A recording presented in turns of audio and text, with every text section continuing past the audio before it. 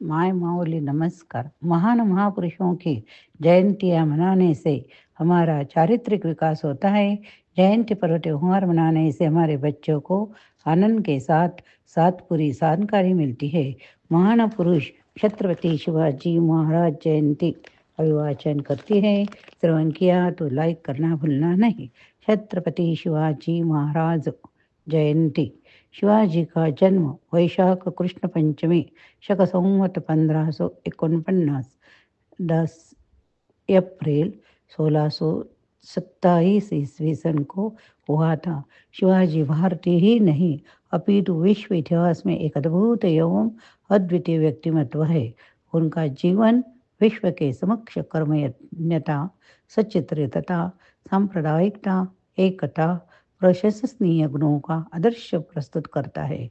उन्होंने अपनी योग्यता, परिश्रम, बुद्धि, संगठन शक्ति, कष्ट, सहन शक्ति के बल पर उन्नति करके राजा का पद प्राप्त किया था। जिस समय समस्त भारतवर्ष मुसलमानों की सत्ता के अधीन हो चुका था, हिंदू शासकों ने मुसलमान शासकों की पराधीनता स्वीकार कर ली थी। हिंदुओं की दयनीय स्थिति अपनी चरम सीमा पर पहुंच चुकी थी। तब उन्होंने मुगल साम्राज्य की शक्तिशाली सेना का मुकाबला हटकर किया तथा उनको चुनौती देते हुए स्वतंत्र मराठा राज्य की स्थापना की। उनके पिता का नाम शाहजी भोसले तथा माता का नाम जिजाबाई था। शिवाजी के पूर्वज सिसोदिया वंश के क्षत्रिय थे। उनके दादा मालोजी अहमदनगर तथा बाद में बीजापुर राज्य में एक सरदार थे। शाहजी ने बीजापुर राज्य की सेवा के में काफ़ी शक्ति सम्मान प्राप्त किया था। शाहजी ने दूसरा विवाह कर जिजाबाई और शिवाजी को पुणे और सुपा की जागीर में छोड़ दिया। तब शिवाजी गुरुदादा कोनदेव के सानिध्य में रहकर हिंदू धर्म, युद्ध कला, सैनिक संगठन की शिक्षा दी। उनके मरने के बाद समर्थ गुरु रामदास के पास शिक्षा प्राप्त की। शिवाजी बचपन से महत्वाकांक्षी थे। वे अत्यंत बलशाली, बुद्धिमान, वीर, कर्मठ, देशभक्त, उच्च कोटि के राजनीतिज्ञ, दूरदर्शी कूटनीतिज्ञ थे। उनका चरित्र उज्ज्वल और महान था। उन्होंने मावलियों की सहायता से अनेक किलों को जीतकर उस पर अपना अधिकार कर लिया। बीजापुर सुल्तान ने शिवाजी को ऐसा करने से रोका, लेकिन न मानने पर उनके पिता शाहजी को कैद कर लिया गया। शिवाजी ने अपनी कूटनीति का प्रयोग करते हुए अपने पिता को छुड़ा दिया। वे लगातार अपनी सैन्य शक्ति बढ़ाते चले जा रहे थे। अफजल खां उन्हें मारना चाहता था, लेकिन उन्होंने वाघनखे के वार से उसका वध कर डाला। उसके यश में 4 चांद लग गए। उनकी कीर्ति चारों ओर फैल गई।